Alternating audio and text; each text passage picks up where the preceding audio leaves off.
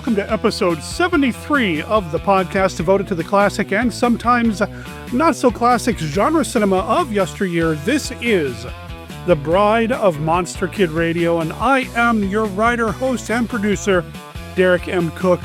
Welcome to the show. Happy to have you here, and I'm happy, incredibly happy, because this week's music, I kid you not, is provided by the guest. He told me he was going to put something together for a special, so the surf jams you're hearing right now, created by Matthew St. Cyr, who is my guest this week to talk about a 1957 science fiction classic, Invasion of the Saucermen. You're going to hear the song in its entirety at the end of this episode, so stay tuned for all of that. Man, how cool is that? How cool is that I got a guy who actually did some music for us? I know we've done something similar in the past when we have Robert Kelly on, for example. We play his music, but this was something that was made specifically for us. Man, it's just so cool. So that's coming up in this episode of Bride of Monster Kid Radio. I'm really excited for this week's episode. Also, you know, it wouldn't be an episode of Bride of Monster Kid Radio if we didn't have Mark Matzke's Beta Capsule review, where he's going through every single episode of Ultraman, and right now, we're still in the back half of Ultraman Taro. It's a pretty cool series. I mean, the Beta Capsule review is a cool series too. But Ultraman Taro, you know, I keep going back and forth. I think right now, based on all of my experiences with Ultraman, it's probably my third favorite series of the batch. Ultraman 80, of course, being my favorite.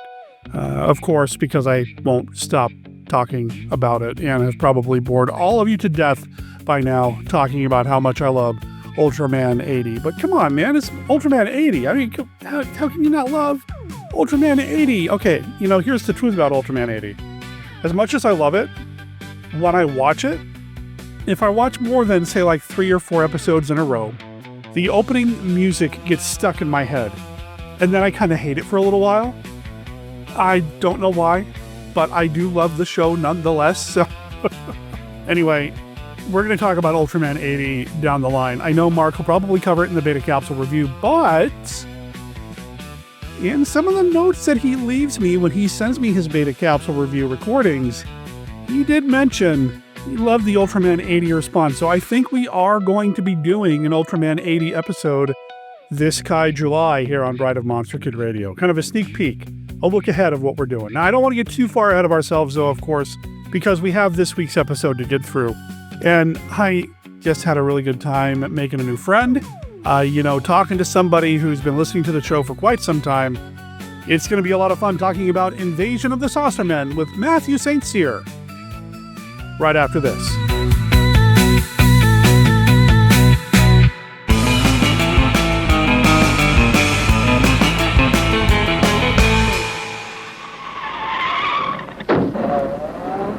Thank you. I've been standing there for centuries. Yes, I suppose it seemed... Why, it's raining, but you're not wet. No, I'm not, am I? Where are you coming from? I was watching a wonderfully terrifying double feature movie. I was a teenage Frankenstein and Blood of Dracula. Oh? Professor Frankenstein created a teenage monster to bring havoc and terror to all who meet him, but he left a few parts out, particularly in the poor lad's face. May we change the And subject? the vampire in Blood of Dracula, quite unfriendly except when hungry, than any friend will do for a few ghastly moments. Please, Oh, here's where I must leave you. But there's nothing here but an old cemetery. Yes, I know. I want to meet some old friends here. After you see I Was a Teenage Frankenstein and Blood of Dracula, you might drop back here. We'll discuss the pictures to some length. Yes, I'll do that.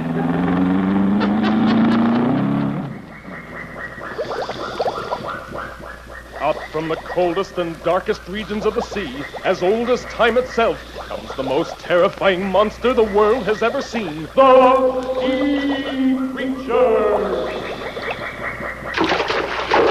Slithering over the face of the earth came a monster from beyond the stars. Inhuman, indestructible. Life on this planet was doomed when it conquered the world! These will be the strangest, most terrifying motion pictures you have ever seen. You will see monsters from a nightmare. The most horrifying creatures that ever made you wake up screaming. Ah!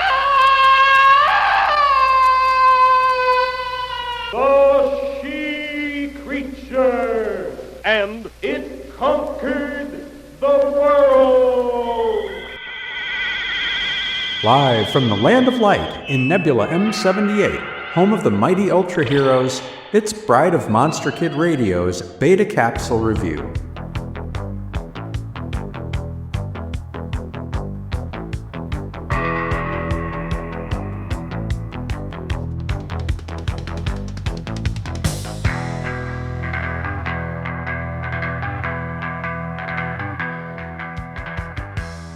Ultraman Taro, Episode 31, Watch Out! The Lying Poison Mushroom of Lies. Original air date November 2nd, 1973. One day, an enormous mushroom sprouted in the middle of Tokyo. ZAT immediately set out with all the weapons and chemicals they had and worked to get rid of the monster mushroom. The mushroom's growth did not seem to yield, and when Kotaro's jet is jostled, he transforms into Taro and flame broils the giant plant. However, no one noticed that a single small mushroom survived. Meanwhile, a classmate of Kenichi's named Daisuke struggles with being a latchkey kid, so Kotaro lends him an experimental plant interpreter which translates the language of plants. Soon, Daisuke is communicating with the surviving mushroom. It gets picked by 3 bullies who dare Daisuke to eat it, although it is poisonous. He does, instantly sprouts a mushroom head, and wanders off into the night. ZAT investigates his disappearance, only to find that everyone in Daisuke's apartment complex has become a mushroom through contact with poisoned water. Kaiju Mashura appears, changing most of ZAT into mushroom zombies, although Kotaro escapes contact. A squadron of mushroom people follow Mashura to the water treatment plant in hopes of creating a mindless mushroom army. Episode 31 of Ultraman Taro continues its examination of family dynamics in early 1970s Japan, combined, of course, with plenty of hero versus monster action, and what action it is. This episode features 2 Taro transformations and battle sequences, and the Mashura costume is of excellent quality, one-upping similar creatures from the 1963 Toho film Matango, with the addition of a gaping mouth and powerful tail. Speaking of Toho, there are numerous echoes of 1969's Godzilla's Revenge in this story, as both center on a boy with 2 working parents who must navigate the persecution of bullies and other threats without the help of family.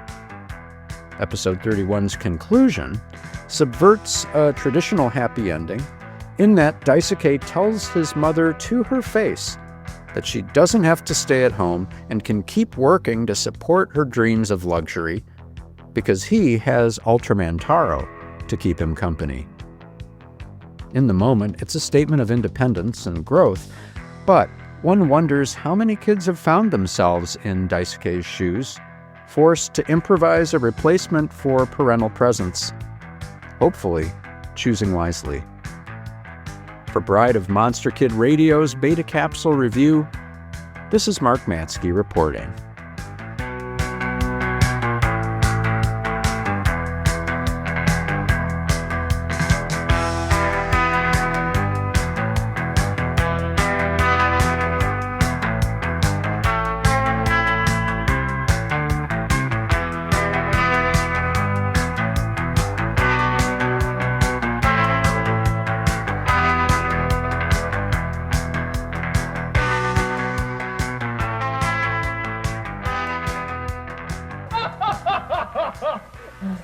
Please, we're doing all we can for you. We're trying to bring you back down to normal size. You do think I'm a freak, don't you? But you know, to me, you're the freak, the one who's different. I'm not growing, you're shrinking. He started as a normal human being, but now each day he doubles in size. Where will it stop? The amazing, colossal man. Colonel, he's been reported in Las Vegas. Impossible. How can he walk 120 miles in only an hour? Impossible? Not when you're 60 feet tall. The amazing, colossal man. I was a teenage werewolf, the most terrifying picture of our time. I was a teenage werewolf. Fantastic, bewildering. A motion picture to stand beside the greatest horror stories of all time. I was a teenage werewolf.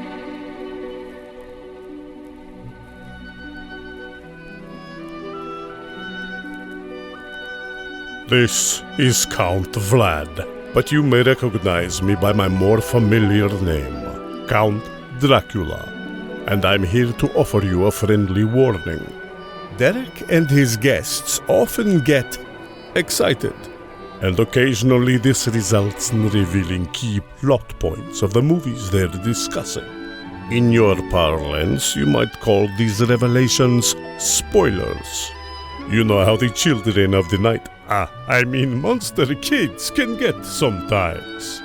So consider yourself warned, and don't come begging to me to kill them for their transgressions afterward. I have more pressing issues to take care of, like that pesky Van Helsing. All right, Monster Kids, I'm excited this week because we got a brand new voice on the show. We're talking about a movie that I have never talked about on this show or the previous iteration of this show. It's Invasion of the Saucermen, which is, I'm going to call it a bona fide classic. It's got some iconic imagery, and we're going to talk about that with this week's guest, somebody who recommended we talk about this movie, Matthew St. Cyr. Welcome to Bride of Monster Kid Radio. Thank you so much for having me, Derek. It is an absolute pleasure to be here. I've been listening to Monster Kid Radio for 10 years at least. Oh, wow. So you've been with us through the ups and downs and everything else, and I appreciate you still listening. Absolutely. I live up in Massachusetts. Monster Kid Radio, E-Movie Cast, all these shows are kind of my bread and butter going back and forth, and I would just listen to the backlogs until I was completely caught up. Oh, B-Movie Cast. I miss Vince. Quite a bit. I do too. Hi, Mary. Yeah, hi, Mary. Although that's Steve's chick, I think, right? It doesn't matter. I think it is, yeah. Well, I haven't had on the show in a while either. I need to get that fixed. But right now, we're going to talk with you because we're talking about a movie that you recommended. I'm assuming you're a big fan. But before we get into that, you said that you've been listening to the show for a while, so you've got to be a Monster Kid going all the way back, right? Oh, yeah, for sure. Absolutely. Did you start with, when did you start watching these types of movies? I started when I was about 5 years old. Okay. My aunt, my aunt never had kids, a Monster Kid, her entire life, and she absolutely loves the Universal classics. So I got started on Dracula and Frankenstein. Like, our thing was, I would go over when it was my turn to go over. She would program out a whole Saturday night of monster movies and garlic bread and apple jelly, which, it sounds strange, best snack you'll ever had. Trust me on this. It's got to be garlic bread, apple jelly, not apple butter, apple jelly. It's amazing. When I think of Invasion of the Saucermen, that's kind of what I think of, is sitting in this little single-wide trailer up in Greenville, New Hampshire, with my aunt watching all these old movies. And she's the first one that showed me Invasion of the Saucermen. Actually popped up again on the Sci-Fi Channel back in the 90s on like the Moonlight Matinee. But yeah, I've been watching since I can remember. I've been watching monster movies, and I unfortunately also got my start on modern horror at the same time because my sister tricked me into watching Nightmare on Elm Street about a year later. Oh no! So that's a 1-2 punch of, oh boy, yeah, yeah, for sure. That's okay. Okay, there's a weird double feature for you. Yeah, for sure. Although something about this movie does have a weird dreamlike quality, so it does kind of work nightmarish, maybe, sort of. I don't know.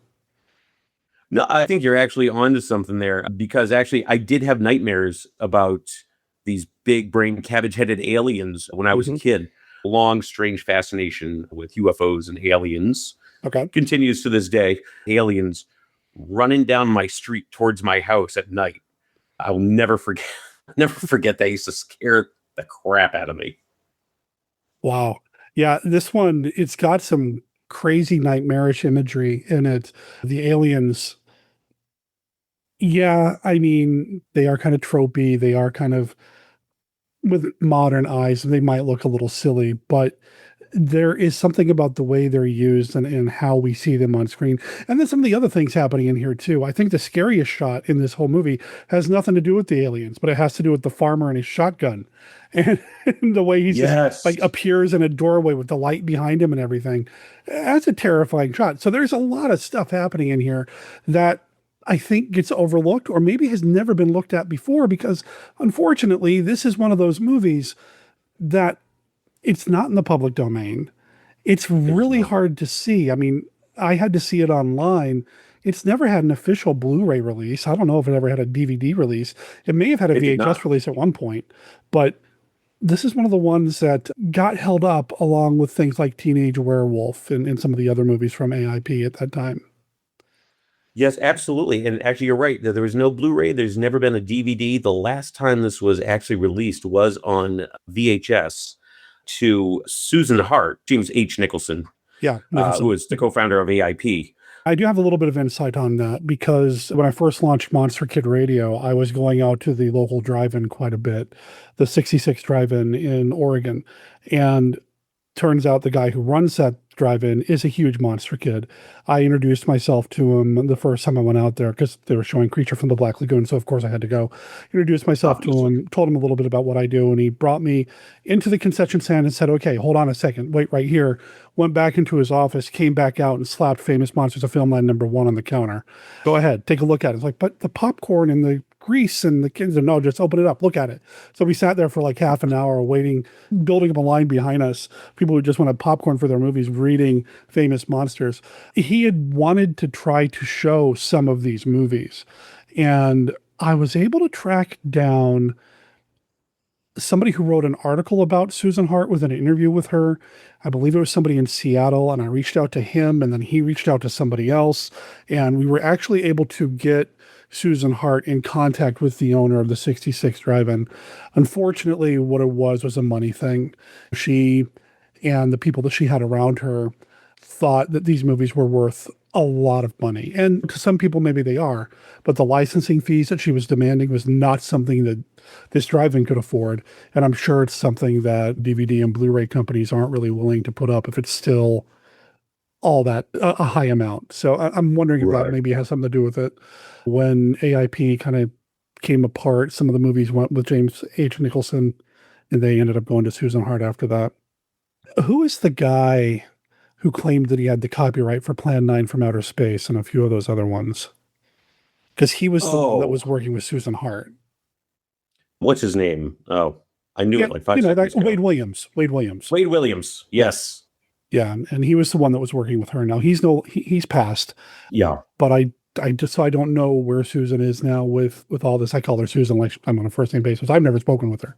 I know that he was in her circle and kind of representing her movies, and he was known for trying to get as much money as possible for these products. And I understand that when you've got something that's got value, but it does sometimes make it hard to see these things, which then leaves people like us, monster kids like us, wanting to see this, finding a not great copy of it on YouTube that might have been recorded off of a late night showing on the Sci-Fi Channel, maybe TCM. I know the version that I watched of it on YouTube does have the TVG up in the upper left-hand corner telling me it's a G-rated TV broadcast. So it came from television somewhere. Right. It's too bad, too. And it is. And I got very lucky. I actually have admittedly a bootleg copy of Invasion of Saucermen on DVD that my wife actually got for me 20 years ago. It was our first Christmas together. And I was telling her excitedly about this movie, Invasion of the Saucermen, as we started dating, and she realized that I was a monster kid and a giant nerd, and she went, uh-oh. And our first Christmas, I was over her parents' house, and the regular gift exchanges and everything, and then she just kind of had the smirk on her face, and she goes, well, I have one more gift for you. And I was like, oh, really? And she actually, if I remember correctly, she actually reached into the tree. She had hidden the DVD in the tree. It was all wrapped up. And I had no idea because it was a passing comment I made maybe 6 months before during a date. And I opened it up. And I mean, this was a beautiful reproduction. I mean, they did a reproduction of the VHS cover on the DVD case.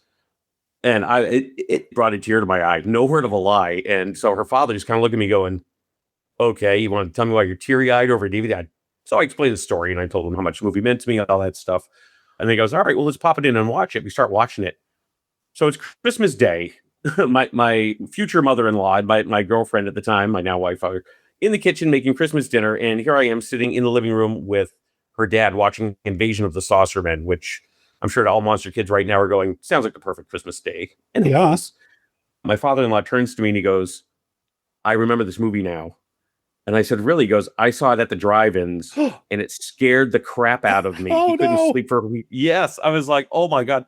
So we bonded Invasion of the Saucermen. So David, if you happen to be listening, I hope you don't mind. I told that story, but yeah, amazing. How cool is that? Oh, that's awesome. And it does sound like a perfect Christmas. It's amazing. One of my favorites, for sure. Oh man, how cool is that? I wish I could tell you the first time I saw this. I don't have like a solid memory of it myself, unfortunately. When it comes to a lot of these movies, they kind of blend, unless it's one that like makes a huge impression on me. My first time experience just kind of it happened. It happened at some point. I remember vaguely seeing the VHS cover. I used to work many, many moons ago. We had video stores. And one store that I worked at was called Real Collections, which was basically the alternate Suncoast. So Suncoast was part of Musicland's group, and Real Collections was part of another group, maybe Disc Jockey, I don't know. But I worked there, and I remember seeing this cover, and it's like, oh, okay, I need to see this thing. And this store doesn't exist anymore. VHS stores don't exist anymore. One thing that we were allowed to do, or at least the manager told us we could do, I don't know if it was really store policy or not, or company policy, is if we wanted to take a movie home, we could do that, take it home, watch it, and then just make sure we rewind it and use the shrink wrap machine in the back to seal it back up and put it back on the shelf for sale. So a lot of these movies, so we didn't have access to that. So working at a video store gave me access to so many of these movies. I did just recently rewatch this again on YouTube though, and there are some things about it that just feel like an old friend. The look of the monsters and the music in particular, because I've listened to the music probably more than I've watched the film. It's Ronald Stein doing his Steiniest best. It's just so jaunty and just like, it reminds me of the old like 50s films that you'd watch about like, this is the future. The future is now. Yep. So good. So good. Yeah. It is. It's definitely a special film, and part of it, I think, it is because of the alien, the way the Saucermen look, which is a Paul Blaisdell masterpiece. Oh, absolutely. I think that short of She Creature, I think this is possibly one of Blaisdell's, if not Blaisdell's best. Really? I do.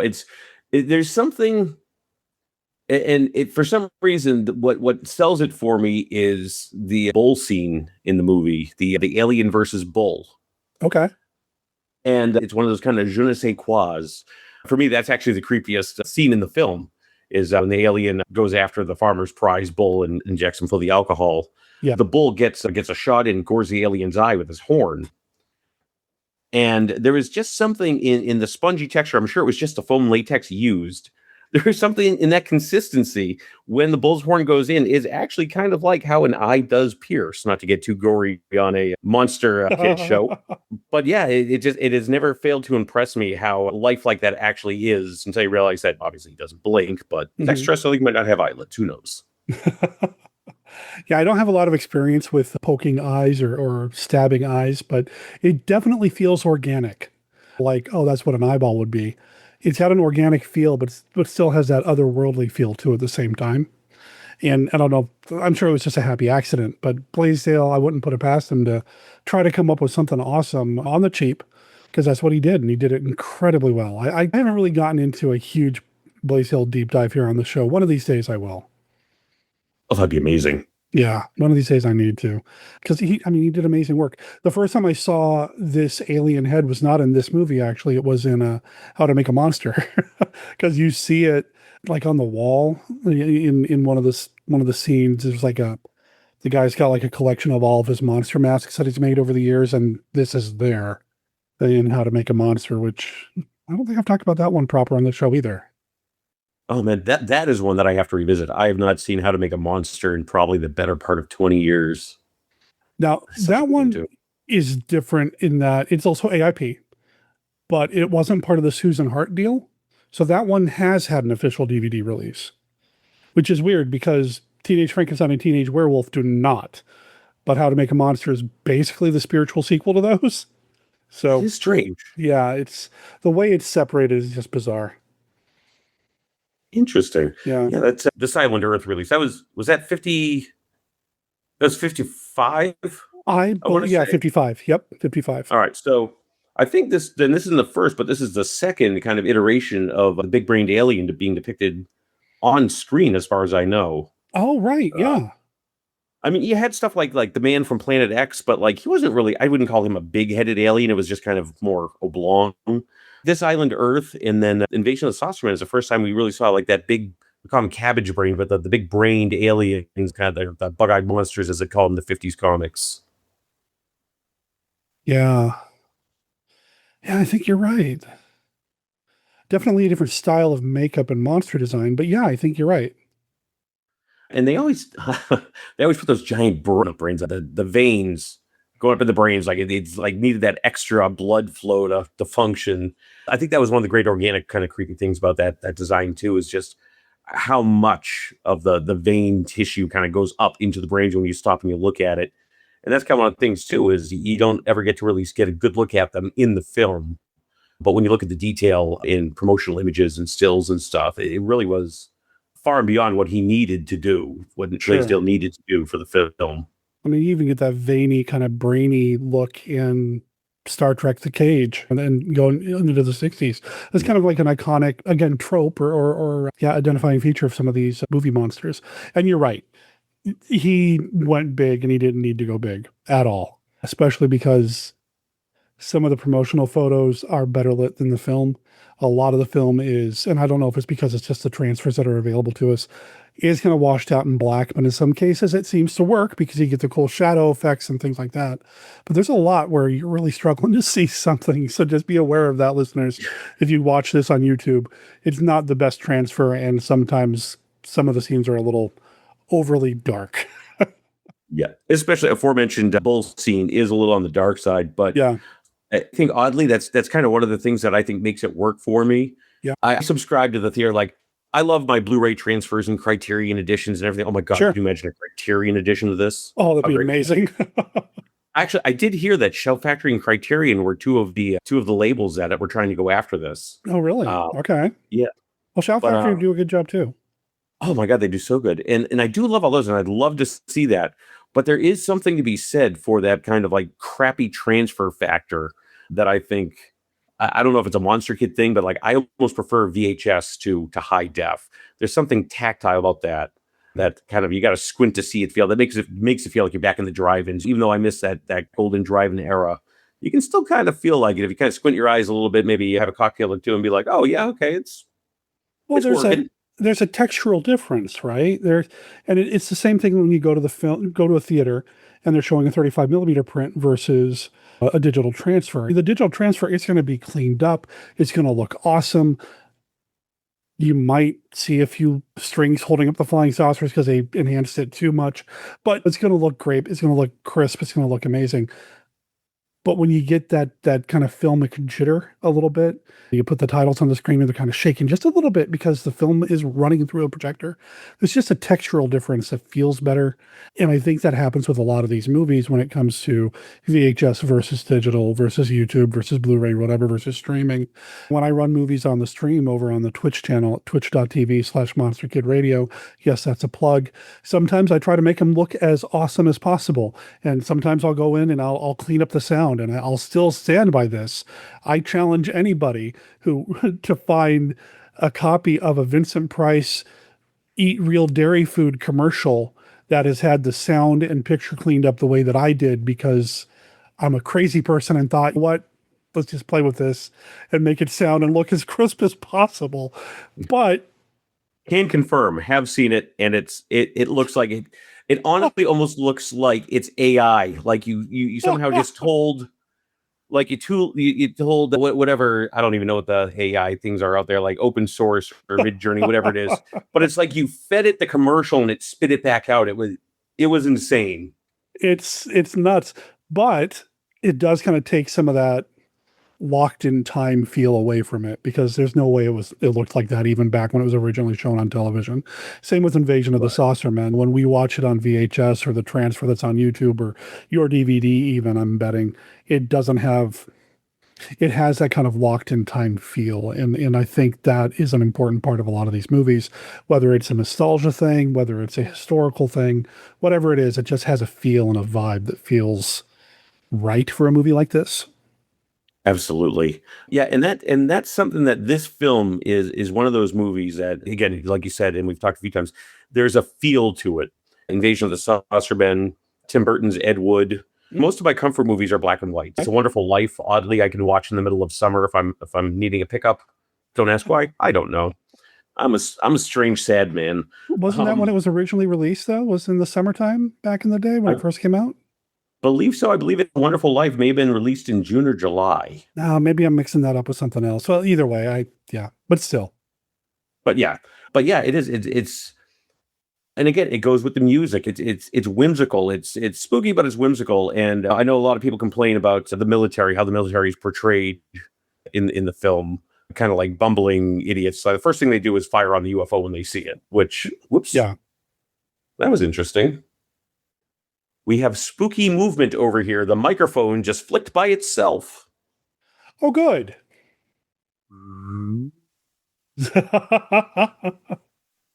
That's what I get for leaving the windows open. Okay. Sorry about that. No worries, man. But yeah, I guess my point is, this is probably my go-to comfort movie, whether it's homesick or had a bad day or you just need to pick me up. There's something about just watching these teenagers running around with flashlights, dodging a bull, dodging the farmer, and of course, Frank Gorshin. Yes. So I want to talk a little bit about the story overall. I don't want to do it like go read Wikipedia if you want a plot synopsis, but I do want to talk about some elements of the story. Yeah. It does seem to kind of hit a bunch of different notes. So no matter what kind of mood you're in, it's going to get you. It's going to satisfy you because it is kind of a quirky comedy. It is teenagers versus the aliens. It is the military dealing with an invasion. There's this weird, are they gangsters? The Frank Gorshin subplot thing that kind of kicks everything off with some opening narration even. But then we get away from them. It stops being their story for a little while with no explanation, and that's okay. You've got the kids versus the cops who don't believe them. You've got the old man with his livestock and his prize bull that's probably long overdue from getting hit by a car by one of the teenagers. It's got everything, man. Well, I think this thing is like a rock and roll musical number. Oh my God. Okay, I'm going to throw this out to somewhere. Somebody somewhere has got to be listening. Hear me out on this one. Invasion of the Saucermen, the musical. Oh, well, you're a musician. That's true. I am. Hey, there you go. There you go. Oh, that would be incredible. How do we get the rights for that? How do we get Susan Hart to give up the rights for that one? Because that could be a lot of fun. That could be. Oh, that could be a lot of fun. Ooh, I might have to explore this a little bit and see what I can do. Who knows? Maybe she'll be like, "Oh, that's another avenue for revenue without having to release the film." So that might be a way to go. Oh, I love this idea. I am 1,000% on board. Don't get me. I mean, I've got so many projects I need to finish. I can't. Oh my God, I have too many projects. I am one of those people. I actually subscribe to, I believe it's a Roger Corman theory of working, and that is, and this was told me by Chris Alexander, who was the editor of Fangoria. Okay. Roger Corman, I believe it was Roger Corman, said, not Roger Corman, Charles Band. Oh, okay. I'm mixing up my awesome directors, but it's Charles Band has the throw everything at the wall theory. And he's always got 9 different productions in the pipeline. He's got Puppet Master 47 and Dollman 32 and whatever. You sure the Demonic Toys are doing something? Yeah. Yeah, Demonic Toys meets Ginger Dead Man or whatever. I like the transfer movies, so I'm not dogging on him. I like the transfer films. I do. I'm a huge Full Moon fan. Absolute huge Full Moon fan. I even tried to pitch. Chris Alexander actually worked. I don't know if he still works with Charles Band. I haven't talked to him in a while. But I had actually pitched Chris Alexander a kind of a shared universe, Full Moon shared universe kind of thing, which he he seemed excited about it. He said he was going to talk to him. So I don't know. Maybe something will happen with that. Oh, that would be so cool. Oh, how cool would that be? That would be the best. I remember years ago, there was talk of some film studio doing a shared universe with a number of the AIP films, some of the monster movies, and then some of the other non-monster films too. I don't think the Susan Hart collection, which is what I'm calling it now, I guess, was included in that, but I'm all give me a shared cinematic universe with classic monster movies and big-headed, bug-eyed aliens, and I'm in, man. Yeah. I mean, maybe we can get around it, and there is a way. I mean, there's the Larry Buchanan angle. We can go that way. Okay. Now, is this one that Larry Buchanan redid? Because he redid a bunch of them. He did. He redid this as Invasion of the Eye Creatures. Okay. And it was terrible. But I have a charm. There with Zontar. Yeah, which, I mean, it's got John Agar in it, so you'll never hear me saying anything bad about Zontar. But Buchanan's films have a charm to them, but they were quick and cheap, made for television. So yes, absolutely. Made the cash in. And something that I don't know if a lot of people know, I was saving this one because I discovered this a while ago, and I don't remember where, but I was digging around in something, and I discovered that the original title of Invasion of the Saucermen, I always thought that was actually the working title for it, but it actually was originally called Spaceman Saturday Night. I love that title. Spaceman Saturday. How awesome is that? That would be the name of the musical. That's what you should call it. Spaceman Saturday Night. That's what just reminded me of this. I was like, yeah, it'd be like to be a song like Spaceman Saturday Night. I'm like, oh, wait, I have to mention that. Yeah, no, that's brilliant. I love it. But yeah, it starts with these two gangster guys, and they're kind of drifting through town, and then you've got the teenagers making out at Makeout Point that really the farm property where there's a bull, and then UFOs show up. It's just kind of all over the place, but it's offering so much. And again, it's just throwing everything at the table. The director is Edward L. Kahn, who's done quite a bit of work that I love. Zombies of Mortal, The Terror from Beyond Space, Invisible Invaders, speaking of John Agar. He's done a number of other non-genre, non-monster movies as well. But Edward L. Kahn is somebody that definitely gets talked about here on the show. I love Creature with the Atom Brain. Love it. Oh, God, yeah. So good. So good. I think people that are interested in zombie movies need to see Creature with the Atom Brain for sure. Oh, 1,000%. And it's funny because when there's discussion about zombie movies, that never gets brought up. Yeah. Like back when I was doing the zombie podcast, I always tried to make sure that we talked about zombie movies pre-1968 because, I mean, yes, Night of the Living Dead kind of made them what they are now, but there was so much beforehand with Creature with the Atom Brain, with Zombies of Mortal, with White Zombie, with Plan 9 from Outer Space. I mean, there's so much pre-cannibalistic zombie stuff out there. And Creature with the Atom Brain is one of them that's really good and I think really holds up. And it's got our guy Richard Denning in it. And he's always fun to watch. And not just because he's Creature from the Black Lagoon. No, but I mean, that's a definite plus. Yeah. Oh, yeah.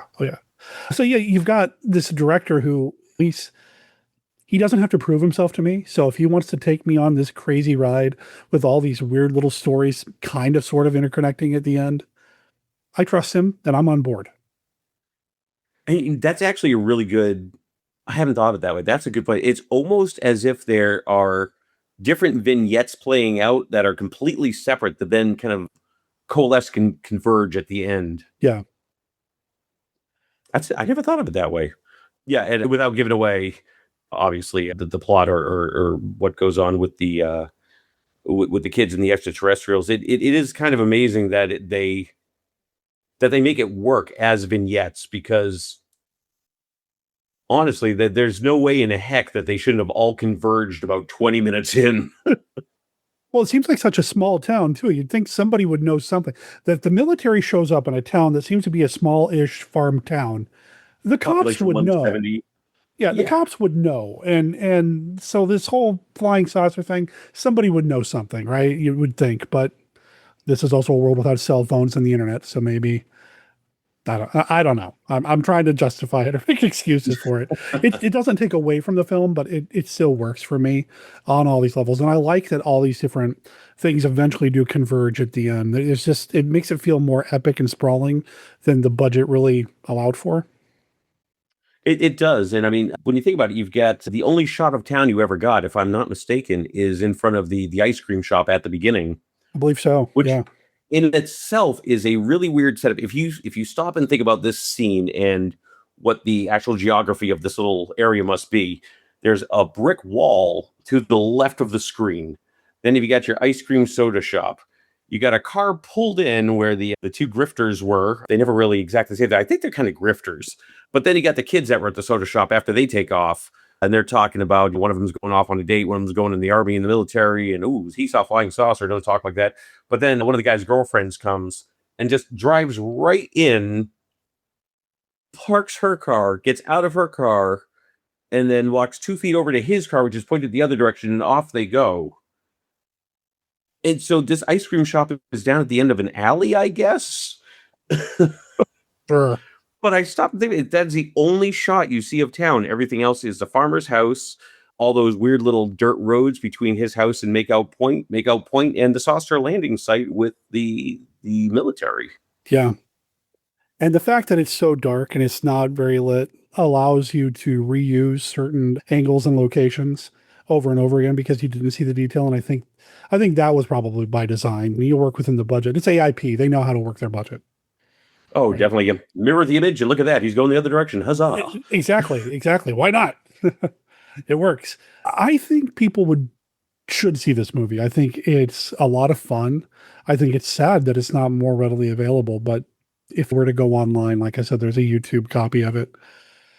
Definitely something that you're going to want to see. The scene in which Johnny and his girlfriend are driving in the stolen cop car, and you've got the disembodied hand, one of the aliens, in the back seat. You can look at this movie and say it's a silly alien movie, but there are some suspenseful sequences in it like that. I mean, the girl's not going to get killed. They're going to be fine because it's of the era, but it's still very good filmmaking and engaging. And that was one of the things, actually, that not only scared me when I was a kid, but when I was watching with my father-in-law, it got to that scene in the stolen cop car and in the hand coming up over her shoulder.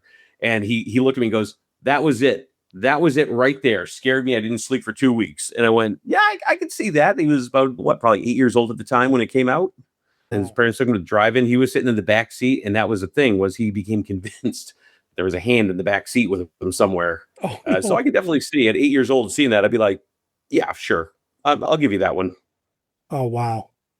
Before we wrap up, is there anything else you want to say about the film? Yeah, I think that this is one of those films that it is a crime that isn't seen more often, because this should be used by monster kids to introduce the next generation of monster kids. This is one of those perfect kind of films. Yeah, there is, with the exception of the bull scene with an odd bit of gore for 1957. Yeah, double pun there because it's a bull. No, you're definitely a child of Forey Ackerman with puns like that, so I totally get it. Oh. Yeah, but I do think that this is one of those films that we need to try and protect and preserve, because the next generation, I think, needs to watch these films and needs to understand where everything we see now, including Marvel and DC and Star Wars, this is where it all came from. This is how it starts. So without appreciating this, you can't move forward in the art and make something that future generations are going to call their monster kid movies. Sure. I agree with you 100%. And I've said this before on the show. I believe everything is a remix. I feel very strongly about that and subscribe to that philosophy when it comes to any creative art. We don't get to where we are now with what we're creating without looking at or being influenced by, even unconsciously or subconsciously, by what's come before. And a movie like this that does kind of have a little bit of everything in there can't help but influence the people who saw it, who would go on to make other art and other movies. I have no doubt Joe Dante saw this thing. Absolutely. This is proto Gremlins through and through. Yeah, for sure. Right down to the young kids calling the cops and the cops not believing them and kind of laughing about it. I have no doubt. I don't know if there's a Trailers from Hell episode about this, but I'd be curious to watch that and see whoever is on there has to say about it. The music has been released a lot more than the film. That's been released on Ronald Stein collections. There was a CD release called Not of This Earth several years ago. It's probably no longer in print, but that's how I first heard the music from this, was from the Not of This Earth CD compilation, which was a compilation of Ronald Stein music. Amazing. Really, really good stuff on it. That and Dementia 13 is on that album as well. Nice. Yeah. Yeah, really good and very, very different. Yeah, You talked about cognitive dissonance there, mental whiplash going from this to Dementia 13 to Spider Baby. It was all over the place. But see, so though that's something I can pinpoint. I can't pinpoint when I remember when I first saw this, but I can pinpoint when I first heard the music when I got that CD. So I don't know if that says something or not, but I'm a film score guy, so maybe, Yeah, well, definitely. As a musician, I will say that that's something that stays with you. Music and sound design. I mean, you take Jaws. You show Jaws going to water. Terrifying. You put Jaws in the water. You play the Benny Hill music. Not so much. Although that would be kind of hilarious. That would be funny. So the other day was, and I'm not making this up, April 3rd is National Film Score Day. It is recognized by a number of different places and whatever. And at work, where I work, I have a little Teams chat going through the rest of my team. And I'm always bringing up the weird holidays. Today was like National Coffee Cake Day or whatever. But I brought up film scores and we all started talking about film music and how important it is and how it forms these sense memories with these films and how the right music or the wrong music can impact a film. And as an example, I showed them a YouTube video I made years ago when I took the Ride of the Rohirrim sequence from Lord of the Rings: The Two Towers, stripped out the music from the film, and added the opening titles from Conan the Barbarian instead. Oh my God, amazing. It completely changes the tone. And weirdly, the timing worked. I didn't edit the video at all, the film at all. Weirdly, the timing seemed to work. And it makes it feel a lot more intense than what we saw during that sequence, which is a pretty incredible sequence. But you add that Basil Polidorus music. You went full Dark Side of the Moon on it. I know, man. I know. and then I also found a clip of somebody showing off their tractor that had been rigged up with like the weird flaming device to burn away the weeds on their field. And I took that video and put some music from Mad Max Fury Road on it. And suddenly it felt intense, even though it's just a stupid little, look at me drive my tractor through the field. And it's like, no, you put that Fury Road music on there and you're like, I want to go play in traffic. It's like, that's, I used to run a film review website way back in the day called Midnight Cinephile. Okay.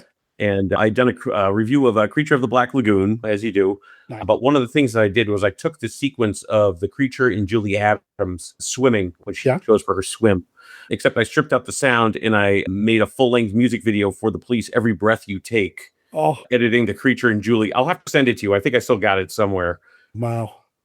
But I did it as a lark, and actually, like, people would send me things like, man, that creature video was really awesome, man. Like, that, it really fits. And I'm like, it kind of does. Yeah. Because a lot of people don't realize that Every Breath You Take is a song about a stalker. It's not a nice wedding song to play. Right. It's creepy. Stop playing it at your wedding. You didn't play that at your wedding, did you? No. We did nothing but film scores at my wedding. Good. Up to and including the awarding of the medals at the end of Star Wars: A New Hope, right after we did our first kiss as husband and wife. We had them play that music. So yeah. No, she walked into some Lord of the Rings music. I walked into some music from Star Trek 2. So yeah. Amazing. When my sister got married, they used the Star Wars soundtrack, and we actually formed a sword bridge for them to go under with lightsabers. Nice. So that was cool. So I'm right there with you. Yeah. Well, that's how I knew I was marrying the right person, when she's like, oh yeah, film music? Yeah, we'll do that. And sounds like you were on the same page with somebody giving you a DVD of Invasion of the Saucermen. So we married well. We did indeed. Not only did she find me Invasion of the Saucermen, but she actually found me Garfield's Halloween Adventure before it was readily available. Ooh, how cool is that? So cool. I was the only kid in town with Garfield's Halloween Adventure for about 10 years. Oh, that's awesome, man. Sure, amazing. So good. This happens whenever I talk to monster kids on the show. We kind of just go all over the place and all over the map. I don't want to get too far away from Invasion of the Saucermen without telling people, please watch this. I think you're going to Yes. enjoy it. I think it's a fun film. I would love for Susan Hart to make it available, or whoever's got the rights, or whoever's working with her or whatever, to make it available in some prestige format, even if Criterion, which would be amazing, or Scream Factory or whoever. I don't care. Just somebody put this out. Let Matthew and I maybe come on and do a commentary and kind of gush about how much we really liked it. My God, yes, the Monster Kid commentary. Oh, That would be like they'd have to have like 8 tracks because we'd be like, okay, run it again, do it again. For a long time, that was something I always wanted to get into, was to doing commentary tracks like Rod over at the Nashi Cast. Yeah. Just it never panned out. The one company I kind of hitched my wagon to ended up not quite working out. So just never happened. But if you give me a call for Invasion of the Saucermen, as long as I can bring Matthew with me, I'm in. We are 1,000% in. I will drop everything I'm doing for that. That'd be so cool. This worked out really well. I know we kind of joked a little bit at the very beginning of this, even before we were recording, that this is a total dud. I'll never have you back on, but I think we're going to have you back on. I would absolutely love that. Like I said, I love talking about this stuff. I also tend to go off on tangents and stuff, which I think that's just a Monster Kid thing because there's so much awesome stuff. And when you guys are listening, when you meet another Monster Kid, you want to say everything all at once and talk about all the awesome stuff. And it's hard to focus sometimes because we're monster kids. It's what happens, man. It's what happens, especially. But meeting another monster kid in the wild is an amazing thing. These movies bring us together and help us make new friends. Matthew, I consider you a friend. We're going to make you a Monster Kid Radio regular for sure. Likewise, my friend. Like I said, I know we've been talking for a while on and off on social media and whatnot. I use that kind of thing, like almost like little fan messages on Facebook, like, hey, I really love the show, all that stuff. So very funny, actually. The same time that you messaged me, I also got a message back. So I used to write for Fangoria magazine. I've done an article or 2 for Rue Morgue. Nice. Warzone. Oh, I remember Gorzone. Yeah. Gorzone, yeah. But my favorite magazine that I've ever written for, and I think you will dig this magazine too, is called Wang's Chop. Plug. You're welcome, boys. Have you ever heard of Wang's Chop? I have. It's the same people that did Monster, right? Yes, yeah. Tim Paxton and Tony Strauss and Brian Harris and Steve Ronchio. And so Tony sent me a message and basically let me know that Wang's Chop is going to be coming back. Our new issue is going to be landing in 2 weeks. Oh, wow. Yeah, and we're going to be ramping up production again, so I'm going to be writing for them again. And then it's just weird, like these 2 things, I haven't really done much in the way of any kind of, I don't want to call it journalism. It's not journalism, but talking about horror movies with others on a semi-professional-ish level. I haven't done it for many years, and all of a sudden just both of these things just landed at the same time, and it just cool. Really tickled me pink, and I kind of feel like a kid again, so it's fantastic. I love that. Yeah, so Wang's Chop, you can still get like back issues of it through Amazon. Will they be going through Amazon again when they bring it back? Yes, and to my knowledge, we'll still have the black and white as well as the color editions. Okay. So yeah, if you guys haven't checked it out, Wang's Chop is awesome, and it's not just horror; it's anything and everything. And they let me write the weirdest stuff. I mean, they let me do a feature article on radio disc jockeys in peril since the beginning of cinema. Oh, nice. They let me write my thesis on the Friday the 13th movies and how it's actually a series of trilogies. They let me write about all 62 years of Godzilla back when he was 62 years old a few years ago. They let me write these weird things. I've just pitched them something. They're like, yeah, all right, well, here's a deadline palette. I'm like, really? Huh. This got shot down everywhere else. No, they've been going for a while too, so that's awesome to hear that they're coming back. That's great. Yeah, absolutely. And I froze for a second because I'm like, oh no, I'm not sure if I should have said anything. And then I'm like, oh no, the issue's actually launching in 2 weeks. So yeah, that's fine. Very cool. Yeah, I used to read Monster all the time and then the occasional issue of Wang's Shop just because Monster was more monster centric. And every once in a while they'd put John Agar on the cover. So got to be down with that. But yeah, no, Wang's Shop is definitely very cool and that's exciting. Is there a place online where people can kind of follow your writing adventures or even getting you up and running as a magician? You said you've got you're trying to bring that into fruition as a career or musician even? Yeah, so both magic and music. Kind of the best way to get a hold of me right now is Facebook. It was kind of the easiest bit. That's social media. You just search Matthew St. Cyr, STCYR. It's a pretty unusual name, so I pop right up, and there's also a picture of a big guy with long hair and sunglasses playing guitar, you found the right place. Also, if you do Google Midnight Cinephile, spelled MIDNITECINEPHILE, yeah, yay me for making something that was easy to spell. But it does still pop up in the archives online. It used to be under the original name was The Wizard of Vestron way back from blogger days. Yeah. So either one of those, you can still see the old stuff. Also, search me on Amazon. You can actually find some really weird stories I've written. I've been published in a few anthologies, stuff like that. So Yeah. you can find a little bit of me everywhere. If you are in the southwestern Virginia region this October, if all goes well, hopefully be able to get tickets to my show. It's 2026 this year, which is the 100th anniversary of Houdini's death. Houdini died on Halloween night, 1926. I don't know if everybody is aware, but he was a purveyor of fighting Victorian seance charlatans, and he didn't like them charging people money and saying they could talk to their dead relatives when they were in fact just doing magic tricks. Right. But he did tell his wife Bess that if there was a way back from the afterlife, because he did want to believe, he would find it and he would contact her. And she held seances every night on Halloween until her death. And magicians across the world every year have held seances. Obviously, I'm not expecting to contact Houdini, but I'm going to create basically a theatrical version of a Victorian seance, and we'll try to see if Harry's hanging around and has anything to say to us. That's super cool. I remember seeing a televised special where they did a seance with Houdini, and they had other magicians on there doing other things. Another couple doing the transformation trick, and Penn and Teller were on there doing stuff because they pretty much carried on that work. Kind of, and the Amazing Randy was on there carrying on that work as well, kind of debunking the charlatans. Which I was a huge fan of Houdini. I remember in junior high school, I kind of wigged everybody out because we had to do a biography paper in class, and everybody was doing like presidents and whatever. And I'm like, I'm going to do Harry Houdini. And did a little rope escape in front of the class and all that. And that was fun. I used to dabble in magic, hear it when I was younger. So I've never talked about a Houdini film, and he did do some serials. So maybe if a magician who would want to talk about a Houdini serial here on the show, I'm just saying. I can think of at least one that might be interested for sure.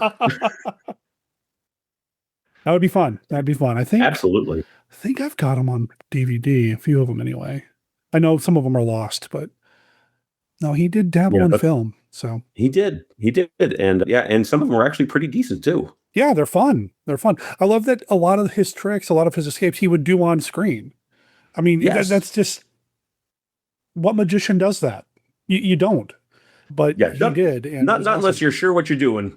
And that's the thing with Houdini, right? That's is true. That you could never tell what was real and what was magic. Yeah. And that's kind of one of the big differentiators today is a lot of magicians now. I don't think it's really giving anything away, but a lot of magicians now, they do these big elaborate escapes. And while it is dangerous, it's not on the level of danger that Houdini did these things at, because this man had zero regard for safety factor. I mean, these days as a magician, because I know I tried to, back in the day, I tried to get permission to do a straitjacket escape while hanging off the top of the Prudential Center in Boston. Oh, wow. That got immediately shot down because that was directly after 9/11. Yeah. Oh, no. Well, I tried to start doing it. 9/11 happened, and then they were immediately like, heck no. And I was like, yeah, good call. We're not going to do that. Yeah. But I mean, if somebody was to do something like that these days, there would be a million different safety precautions in place. There would be, I mean, there's always something that can go wrong, but there would be nets and safety cables. And that crazy man just put himself in a straitjacket, hung himself from a rope that he probably didn't even really check that well. Yeah. He did it. If he messed up, he was a goner. And that is just insane to me. Like, I can't even imagine doing some of the stuff I've done that without the safety. Yeah, it's to think about some of the things that he did back then when there weren't the safety precautions, not just not available, but not even imagined. He's the reason we have some of them now. Yeah. Good point. There's always a reason there's a warning label on something, and somebody is a reason that's there. All right. Well, man, I'm going to have you back on the show for sure. I love the idea of visiting these Harry Houdini serials. I think that might be fun. Super if fun. You're up for it, man, we'll make it happen. Definitely. We could probably merge those with a little early silent film, because that was basically silent film was started by magicians. Yeah. 1800s, George Méliès, and Yep. A Trip to the Moon. All magic. Film started as a magic trick. Yep. Yeah, it really did. It's got its roots in that kind of performance, and I love that. So, and I love Hollywood history and film history, so I'm sure we're gonna geek out about that again in the future, and maybe we'll even stay on topic. Who knows? Who knows? Matthew, thanks for doing this, man. Thanks for working with my crazy schedule. This has been a lot of fun. Thank you. Thank you so much. I've had a blast.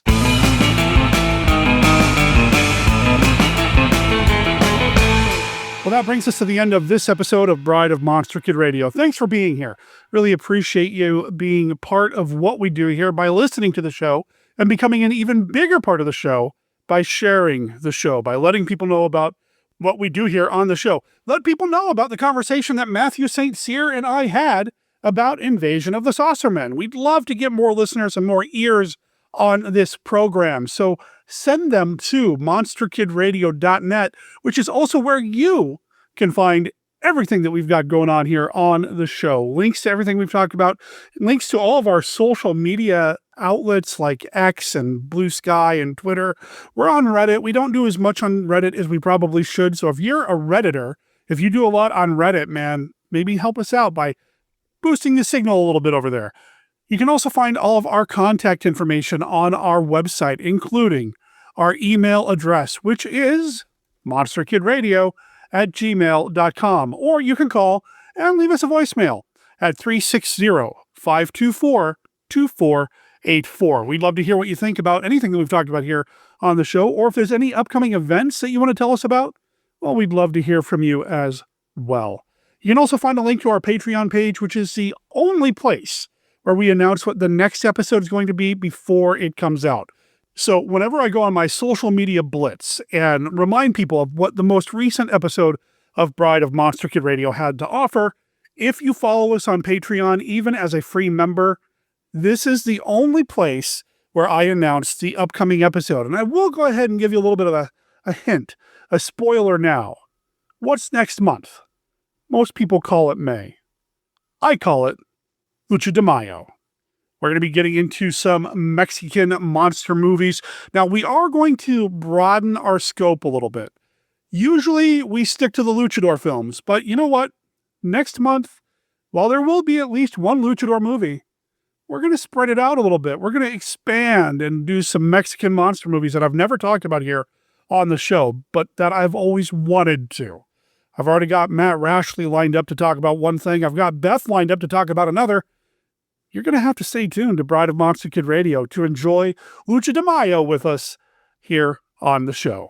Bride of Monster Kid Radio is a Team Death production. All original content of Bride of Monster Kid Radio is licensed under a Creative Commons Attribution, Non-Commercial, No Derivatives 4.0 Unported license. You can learn more about Team Death, our other projects like Death Designs, Mail Order Zombie, the Team Death YouTube channel, and more at www.teamdeath.com. Remember, death is spelled DETH. All previous episodes of this podcast, as well as the original Monster Kid Radio podcast, are available at www.monsterkidradio.net. Please rate and review Bride of Monster Kid Radio wherever you download your favorite podcasts. Again, thank you for being here. Thanks for listening. Thanks for sharing. Thanks for contributing. And just thanks for being a monster kid. My name's Derek M. Cook. I'll talk to everybody next week. Ciao.